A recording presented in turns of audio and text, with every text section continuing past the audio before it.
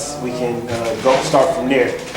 My name is Messin Sadak Reye, and that's Nuwapik or Nuwapiwi for He Who Reveals the Truth of Ra or Re of Ancient Kemet or Egypt. So I'm a student teacher, the master teacher, and I'm just here to offer my degree of understanding of the doctrine. So, like I said before, if any of y'all had any questions concerning our doctrine, I'd be more than happy to start there. I would like to ask you a question. Yes, ma'am. I would like to know about more than just Christianity. Okay. So, by me knowing him being a part of this, and he's been talking to me about it for so long, then I'm interested in, finding out what's what, so I can decide which way I want to go. Right. Yeah. Even though I think there's some good or some righteousness in all of them, but right. Still, you got to make a decision. You can't go 2 or 3 different ways, but you can learn as many ways, as you want to about, many different things, so you can decide on what's what. So that's where I'm at. I'm really trying to learn about it. So. Yeah, exactly. It's interesting because it's like when you begin to look for things outside of the confinements of Christianity, you got to take into consideration that we were first on this planet, and we are at the origin of all civilizations and spiritual practices. Okay. This is why you will find black people gravitate towards either more science, Hebrew Israelites, or Nuwapians, or Islam, because we can identify with all of those aspects of consciousness. See what I'm saying? So really, we're not in the position where we condemn somebody for wanting to be a Muslim or a Hebrew, right. Because we understand that genetically you have a link to those spiritual ideologies. See what I'm saying? So it's really up to you to make that decision which one of these facets you identify with, or which one you're drawn towards.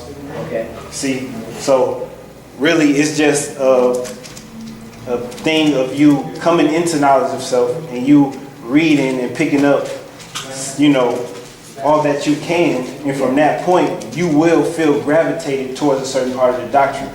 One of the good things about Malachi Z. York is he walked through each of those schools of thought and gave you the truth of each religion and each spiritual practice by way of right sound reasoning. Okay. So even as a Nuwapian, we have Nuwapians in the community. Some gravitate more towards Islam. Some gravitate more towards the Hebrew school of thought, but they're still a part of the family. Okay. Because to be a Nuwapian doesn't necessarily mean that you are following us in totality, but you can still be a part of the community as long as you accept right knowledge. Because like I say, the master teacher walked us through each of those schools of thought. So it's like, if you want to be a Christian, a Muslim, a Jew, it's all right, just come here and do it so that we can be one and be unified. You study and you receive this knowledge and this level of understanding to make the decision for yourself where you gravitate towards by way of your own spirit. Right. And see, that's when I know that will happen. If that's the way for me, it's going to happen. You will know it. Right. You would know it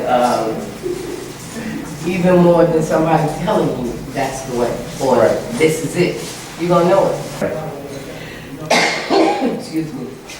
Yes. Coming out of Christianity, what would be a good book to refer to, because I have family members that are in the same boat as she is. So what book would you recommend? Or because I know when I had first came into the doctrine, I was told to read the Holy Tablets.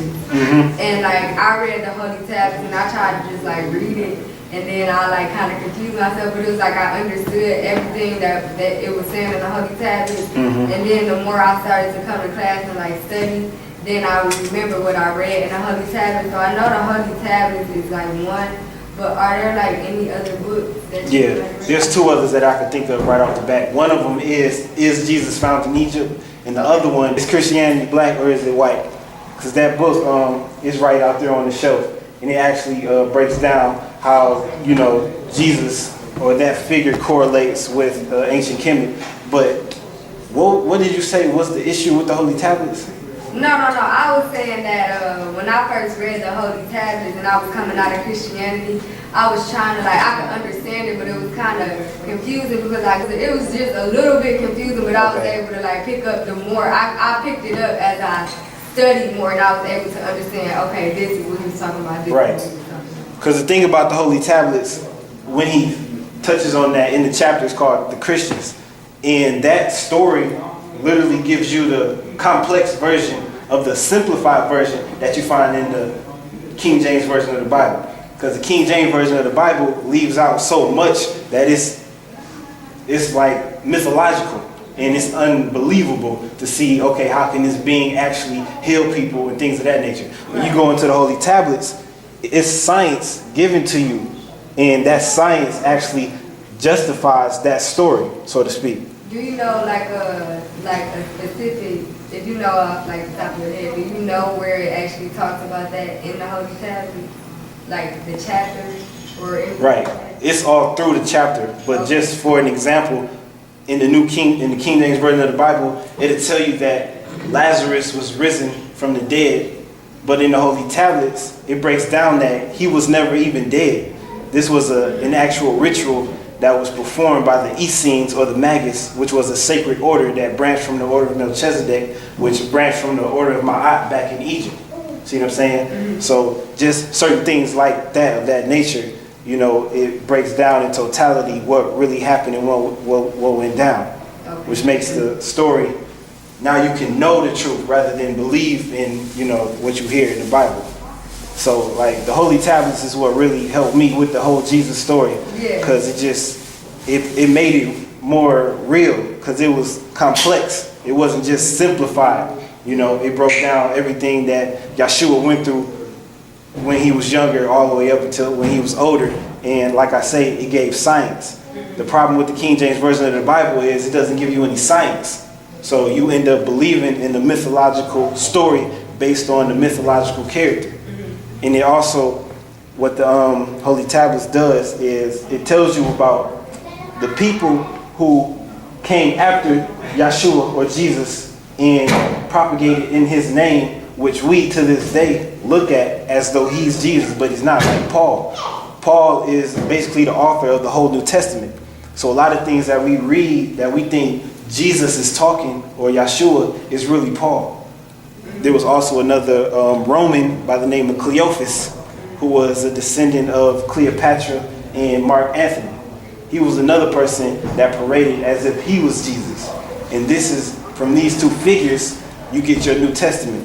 So a lot of things that's written in those books, Matthew, Mark, Luke, John, Acts, Romans, Ephesians, came from people who were propagating under the name of Yeshua, but it wasn't really Yeshua. Okay. And the Holy Tablets gets into all that. Is that, I'm saying the right part of the Dead Sea Scrolls? Right. Yeah. The Holy Tablets also speaks about the Dead Sea Scrolls because, like I mentioned, the Essenes or the Magus, this was a sacred order that actually lived in a separate community that, so to speak, protected the children of Israel. And these were your astrologers. These were those men who charted the stars, and from that astrological science, they were able to know that the Messiah was on his way to be reincarnated, so to speak. In the Bible, it says the 3 wise men saw the star, and they followed that star. The Holy Tablets breaks down the whole story of how these were actually astrologers, and they understood that everything that takes place on the terrestrial plane can be charted from the astral plane. So they were, like I say, astrologers, and they knew that science. So that's how they were able to, determine where the Messiah will be incarnated at and all those things. And they kept records. They stored everything and they wrote everything. And one of the things that they did was they recorded the story of Yeshua and what the children of Israel went through on these papers or papyrus. And the Romans eventually sought to kill the Essenes. So they hid them in caves, and it was recently found a couple decades ago, and this is what we know to be the Dead Sea Scrolls. So the Dead Sea Scrolls were written by these Essenes or the Magus, which was a sacred order. Can you put that up on the computer?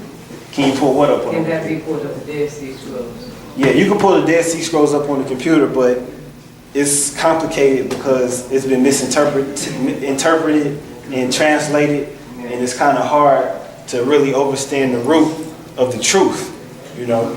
So, you know, basically what we do is we use the formula of experience, evidence, and reasoning to see if something aligns and if it's validated. In the Holy Tablets, once you put it to those 3 tests, it is validated. You know, when you compare it to historic layers and layers of information, it's validated by way of experience, evidence, and reasoning. Oh, yeah. Okay, so, when it comes to like name changing, because I know like names are interchangeable and stuff like that. Mm-hmm. So, with, like the story of Enki and Enlil, relating that to the King James version of the Bible, what story would Enki and Enlil be related to the King James version of the Bible? The conflict, there's a lot of contradictions that show up in the Old Testament.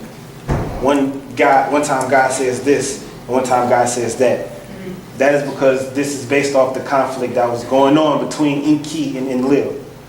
To be more specific, the story of the Tower of Babel was basically a disagreement between Enki and Enlil because Nimrod was trying to connect 2 extraterrestrials on high, and those followers of Nimrod were also trying to do the same thing by using the Ark of the Covenant, which was really an antenna, to connect to those extraterrestrials. And they were trying to connect to Enki. And Enki was willing to connect to them. But Enlil wanted to control those beings or those humans that were under Nimrod. So he didn't want them to connect to those extraterrestrials by way of Enki.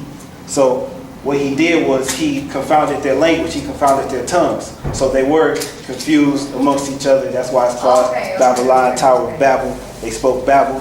So now they couldn't communicate because Enki was really trying to teach them Nuwapic, Nuwapiwi. And those tones are very powerful in that day and time. And Nimrod was one of the first rulers to actually misuse the image of Ra or Re or Ennu of that time, which would be the Sumerian deity or the Sumerian Most High. He made those graven images and he used those images of the Most High for himself because he was, you know, his own deity, his own God. He was also a Mason. So the Euro Masons who take the Afro Masonry that comes out of Egypt really are following after Nimrod because he was one of the first people to reverse the truth, which would technically be tricknology. And Enlil knew that if these beings really overstood Nuwapiwi, it'd be chaos because you would have these mortals acting as gods like Nimrod. So to answer your question, the Tower of Babel will be one of those instances of Enki and Enlil being placed in, you know, in the Old Testament. They don't really, you know, tell you about that in the King James version of the Bible. They just say it's God. All that is God, which causes confusion. Any other questions? Now, is this Euro Mason not as melanated as the others? It's tricknology.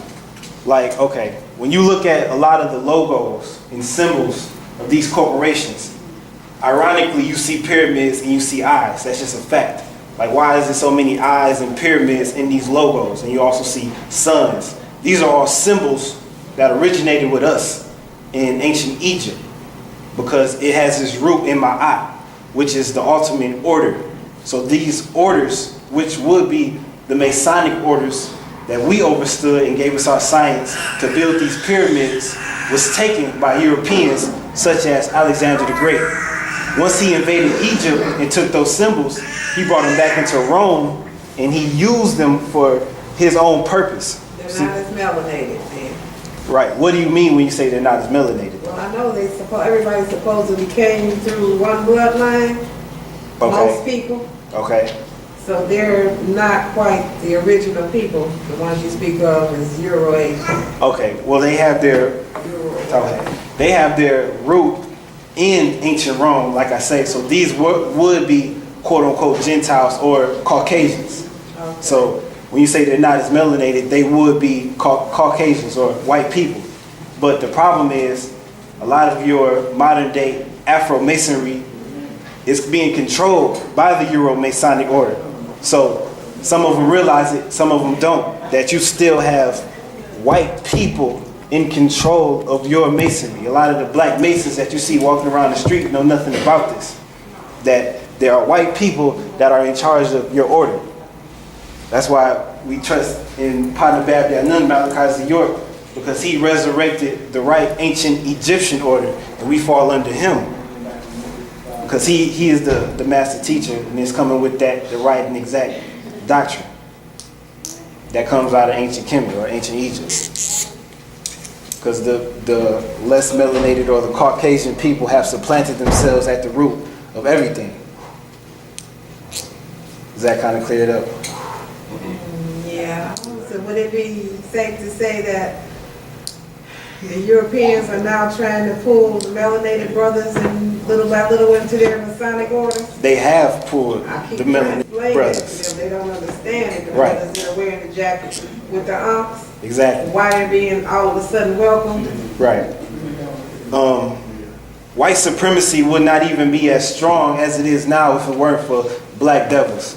Because it's actually the black devil that keeps white supremacy thriving the way it is. If it was just the white man and the white man alone, he wouldn't be successful. We can even go back to the plantation. It was those black slaves who went and told Massa what was going on in the field. See what I'm saying? That same thing shows up today, where we have black devils who play out the role of these white devils. See what I'm saying? So, yeah, they are pulling in black people to do their bidding or to work for them. Meritorious manumission to celebrate the snitches. Right. Yes. Can you explain how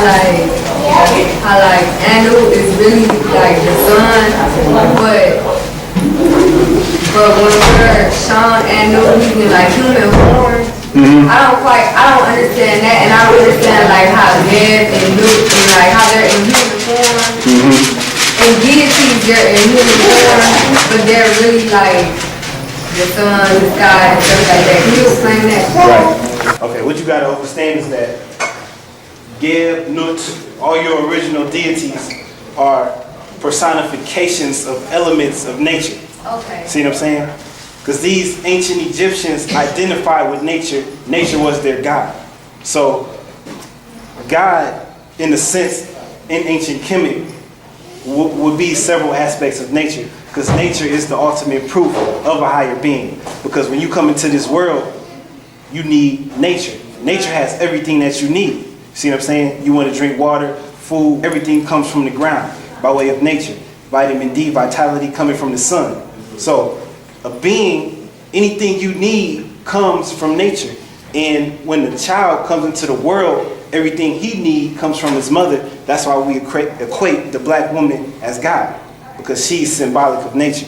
So with the ancient Egyptians understanding that nature being the God, the original deities will have to be equated to a certain aspect of nature. See what I'm saying? So Geb would be the ground, Shu would be the air, Tefnut would be the moisture, so on and so forth. Anu was a title given to the Most High of that time. But even the tone Anu was coming out of ancient Samaria. See what I'm saying? But when you talk about Re or Ra, that would be the ancient Egyptian title that's given to that Most High deity. Now everything on this planet is fed by way of the sun. Without the sun, this planet wouldn't exist. So the Most High will be attributed to the sun. That's why Re is attributed to the sun, and it trickles down into the English language with the rays of the sun being shown out on planet Earth. That's where they get that word ray, the light traveling from Re or Amun Re of ancient Kemet. Okay, so when people say the Most High, they don't know that they're referring to the sun. Is what I'm trying to get at. Because basically that's what they're referring to, right? In a sense, you know, even when you get into the title of the King James Version of the Bible, it's called the Holy Bible. That word holy comes from Latin Heliopolis, which was the title given to the city of the sun in ancient Kemet. See what I'm saying? So, and when you get into Bible, you get into Biblos, papyrus. So these are really papers of the sun. So in that sense, they don't know that they're referring to that aspect of nature. See what I'm saying? Does that kind of clear it up? The so-called God is an omnipotent force that manifests on this physical plane as natural nature. And that's proof that there is a higher being or a higher intelligence. The omniverse is too mathematically precise for there not to be a higher intelligence. And you could tell that by way of nature and how nature's set up. Any other questions? Yes. Okay, now, she just brought up another question that I had actually a long time ago, but I just never asked it. When it came to like, I know they came here to get gold for their planet. Is that still going on now? In the Man from Planet Risk, it talks about how the mission was completed.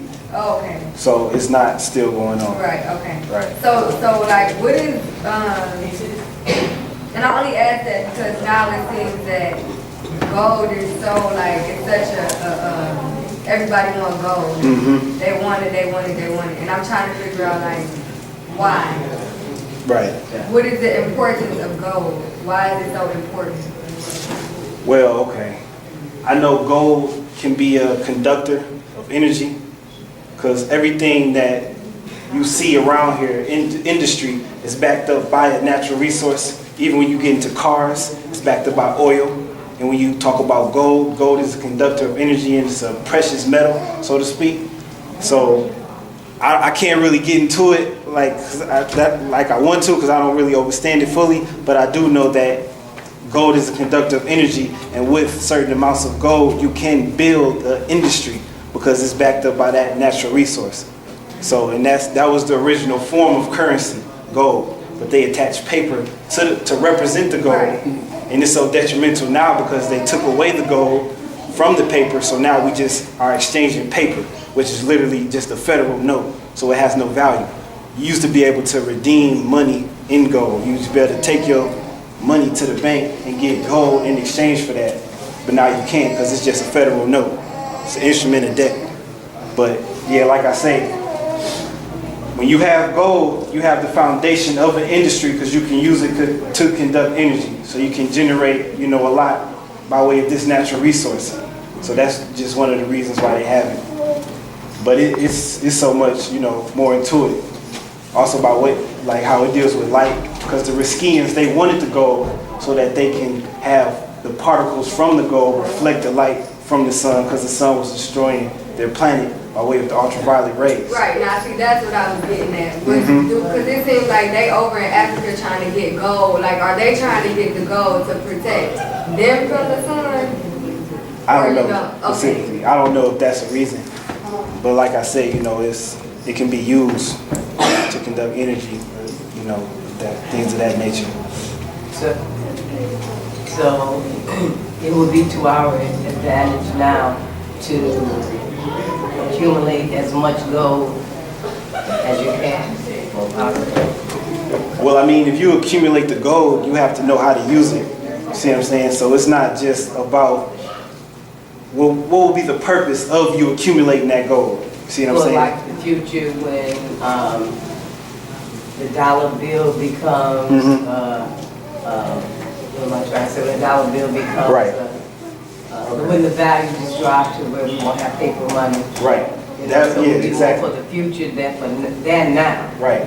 That would be a method, because once the dollar drops, all we're going to have is natural resources to exchange goods and services. So for you to accumulate a certain amount of gold wouldn't necessarily be a bad idea, because gold is the foundation of your economy, and that's why the economy is falling, because the gold was stripped from under, so now it's falling from the top down.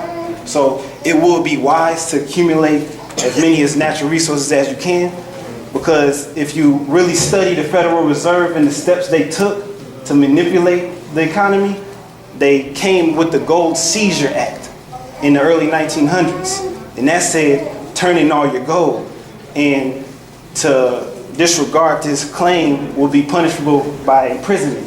This Maybe. is the early 1900s. Say It what? said maybe. Maybe. Like everything else, it had maybe. Okay, 10,000 or 10 years, 10 years. maybe. Okay, thank you for that. So they were saying you might be able to, or you might be locked up if you don't turn in your gold. So this is why they did that, because they know if this natural resource is in your hands, then you are empowered because you can make certain moves with that gold. See what I'm saying? But like I say, you will have to know just exactly how to use it and what to do with it. See, because I'm pretty sure that, you know, once the dollar does fall, certain natural resources as gold will be accepted by certain rulers in Africa, because it's a natural resource and they have the understanding of what you can do with that natural resource. And everything, like I said, started with the gold, the silver, and the oil. That's the basis of our economy. So, yeah, to answer your question, it would, you know, that would be wise. But you just gotta, you know what you're doing with it. Yeah. And right now, I think the price of gold is cheaper now than it's going to be later on. Right, That's exactly. what I would say would be an advantage. Yeah, the best thing to do when it comes to the so-called conspiracy is to investigate the Federal Reserve, because these are the bankers, these are the families, the European families who claim the Jewish religion not by ethnicity but by belief, meaning they're not really Jews, but they just claim the Jewish religion to receive validity. That way, if anybody comes out and condemns them, they can fight back by calling you a Hitler. And by doing that, they're already in the favor of the public because of what happened during the so-called Jewish Holocaust. So the Federal Reserve, J.P. Morgan, and I forget the other dude's name, but these were your pioneers of the Federal Reserve Act, which was an act passed in the early 1900s, which gave the power of banks to these families. So what you have is all of our banks are controlled by the central banks, and the central banks is not controlled by Congress, it's controlled by literally a family of so-called Jews. It's Rothschild, Morgans, Rockefellers, and it's others. So do you expect the banking systems at some time or another to crash? Yeah. It's so easy for a bank to crash because what they go by is what is called the fractional reserve banking system. This system basically says that you make a deposit, you give me $100, somebody else comes to make a $100 withdrawal, I give them your money. And when you come back for your money, I give you somebody else's money. This is the system that the bank perpetuates. So what will happen is, if everybody comes to get their money at the same time, the banks won't have money to give. And this actually happened in 1913, I don't think it was 1913, but it was the early 1900s, and it what fueled the Great Depression. And it's so messed up because it was started by a rumor. Like I say, J.P. Morgan, he knew that the banks were easily destroyed. So he set a rumor out there saying that this bank is bankrupt. And he put it out in the media. And once the people found out about this, like anybody else, they all rushed to the banks to get their money. And when they did that, that's when bankruptcy fluctuated throughout the whole New York City. And businesses had to close down, foreclosure, they had to call back loans and all that stuff. And it was what fueled the Great Depression. And then they even increased the money supply to make it worse, because the more money you have, the less the dollar is worth.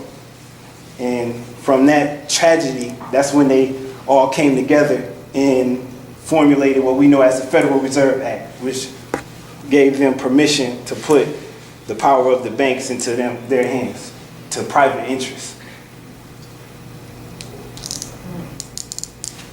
Now I understand how that happened. Right.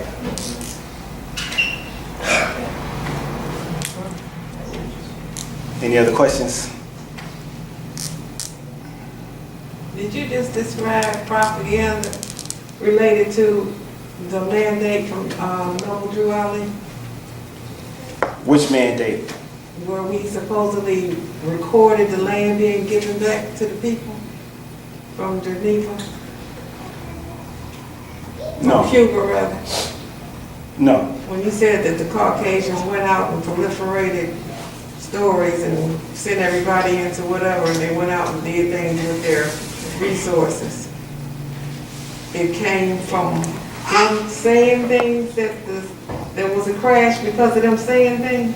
It was one financial luminary by the name of J.P. Morgan, and he who sent the rumor out about a prominent bank in New York going bankrupt. See what I'm saying? So are you saying that's what fueled the stock market crash? Right. But it was all a plot. It was all a conspiracy because he knew what would happen. This is leading up. These are the events leading up to the passing of the Federal Reserve Act, which was pushed through Congress during the Christmas recess, which justified them having control over our money. This is something that the Federal Reserve has been fighting to do all the way back since King George III. The original so-called forefathers of this country didn't want, our money supply to be in the hands of private interests. That's really against the Constitution. So it's unlawful. See what I'm saying? No, I understand that. Right. So what, exactly, I'm trying to follow what. I just was asking you to reiterate what you said. I got a better grasp of it this time. Okay. So that's what I'm saying. When they spread the rumor, and by them using one person's money for another, when everybody came, they didn't have, they didn't have the money because they didn't have a chance to use somebody's money for somebody else. Exactly. Okay. Yep. Yeah.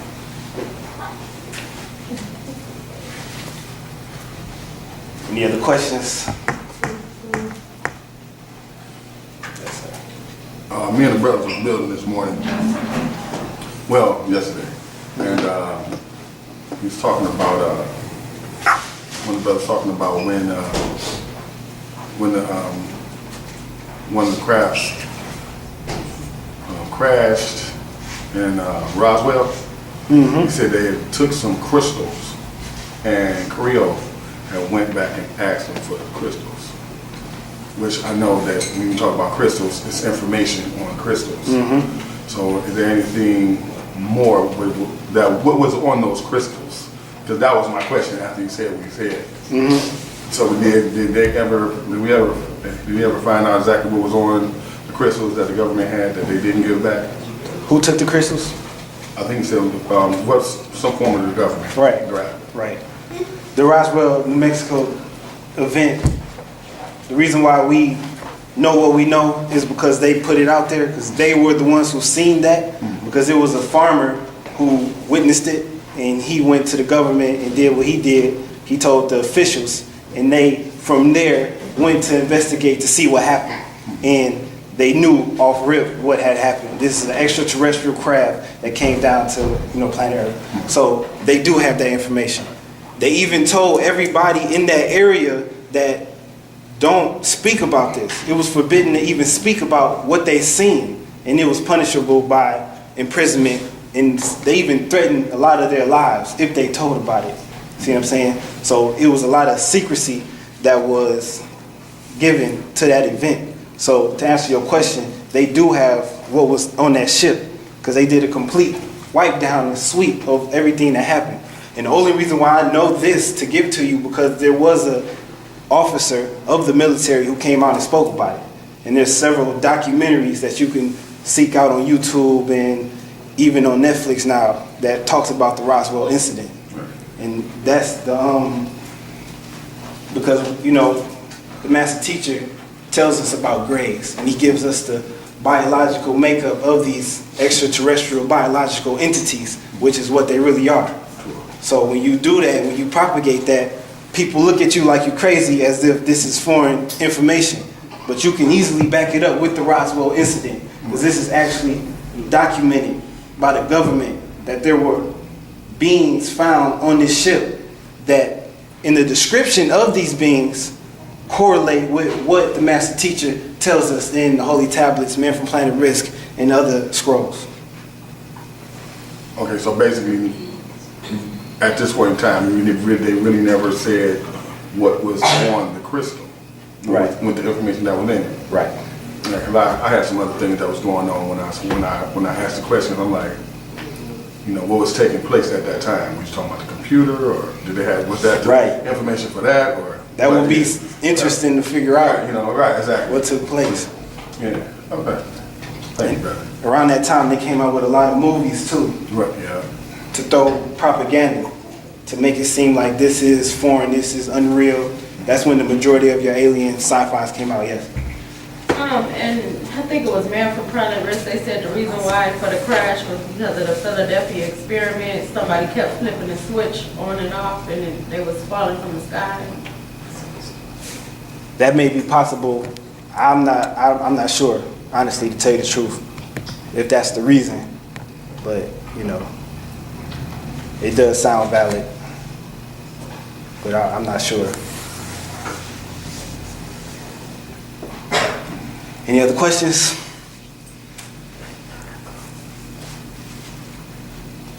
Oh, I got a question.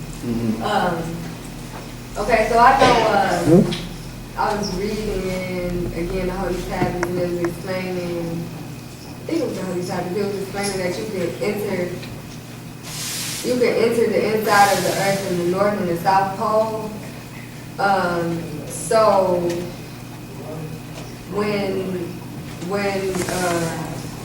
because I know the Caucasus where they have to go. Like, are they leaving from just off the surface of the earth and going inside, or do they have to go completely? Yeah, some of them are going into the surface of this planet just to hide from the sun, because the sun literally destroys them. The master teacher explained how they first wanted to go to Mars, but the Martian environment isn't conducive for their genome, so they couldn't make that trip.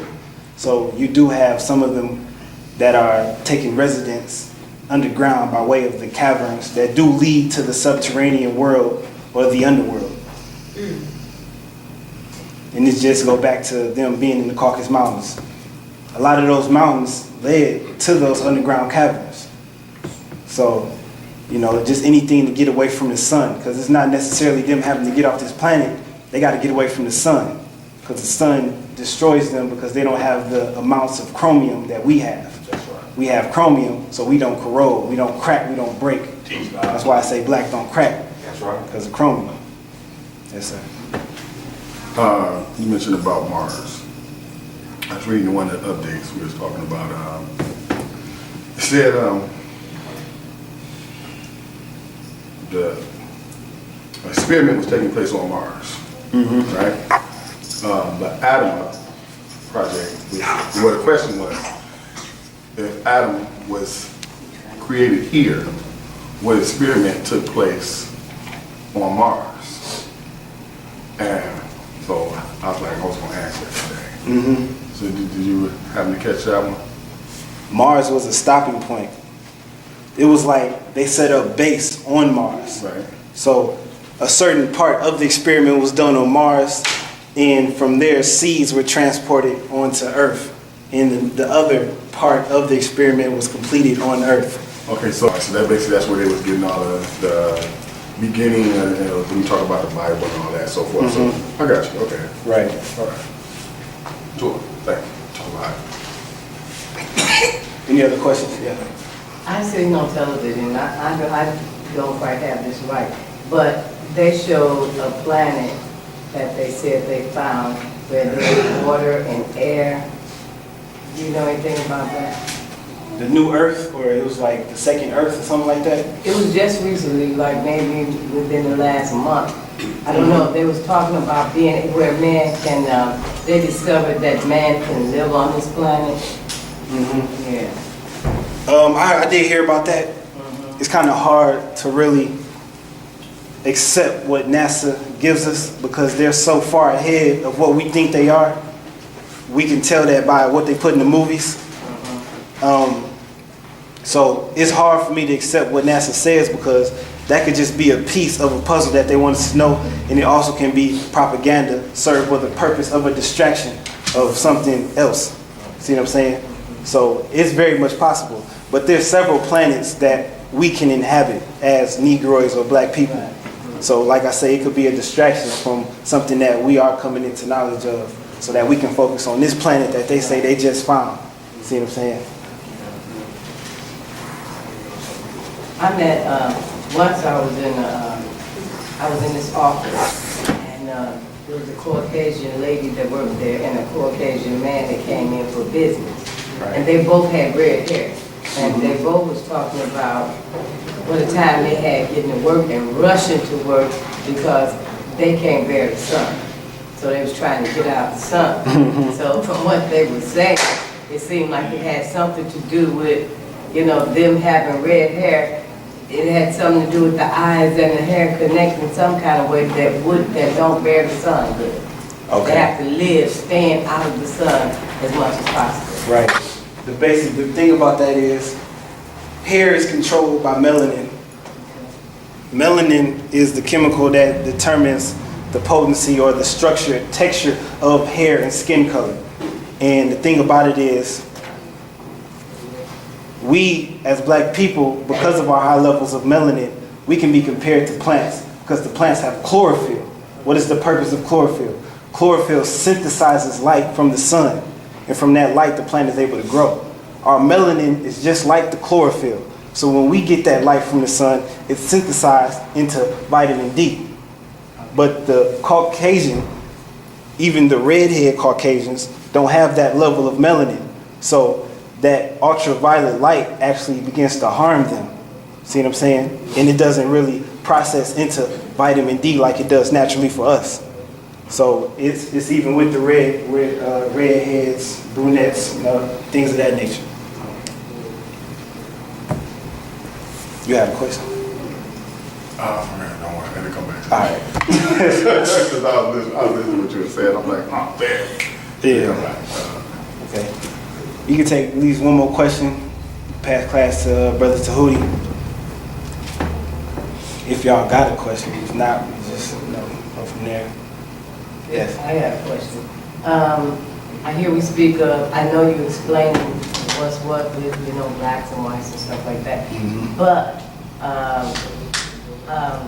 do it have anything, well, I know what you're saying don't have anything to do with this, but I want to say, are you prejudiced against whites? Okay. Well, no, I'm not saying I am. I'm just confirming the question. So that's your question? Yeah, that's my question. Am I prejudiced against whites? Yeah. No. I'm I'm not, but I'm just thinking of a way to explain why, because I get that question a lot being in the Nuwaubian. And the thing about it is, we're not just telling you what we think the white man is. We're backing it up by way of biology, by way of science, and above everything else historically. Their color has not harmed us. Their color has not enslaved us. Their color has not oppressed us. The color has not manipulated the banking system. It's them, the heart chakra of the Caucasus that infiltrated all this deception and devilishment. See what I'm saying? So I'm not prejudiced towards you just because you're white. I'm prejudiced, or I'm on guard, or I'm paranoid about your presence by way of you and your own actions and how I relate your actions to history. And it's even more so justified by way of science, because the way you think isn't the way I think. The way you process information isn't the way I process information. And that can be backed up by science. Because oftentimes when I say that it's not right and exact to mix in with a white woman, I'm looked at as being racist. But I could back that up by way of science compared to history and above else biology when it comes to that, because of who they mix with. So if I mix with you, then that means people that are at the tip of your ancestral lineage is now in my ancestral lineage, which just so happens to be dogs, canines, and animals. See what I'm saying? So no, I'm not prejudiced. We're not prejudiced. Anything that we tell you about the Caucasian is validated by way of science, history, and biology. I figured that. I just really wanted to know, sometimes Right. you just need a question answered. Right. So you can know for sure, but Right. I understand what you're saying. The biggest thing to do, even if you go as far as to say the white man is the devil, the white man is this, you have to back it up. Or else you're going to seem like a conspiracy theorist or a racist. Okay.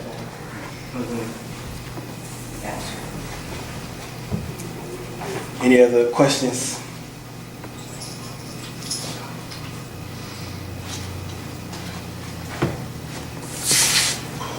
All right, with that, I'm gonna pass class to Brother Tahuti, if he's ready. I don't see him.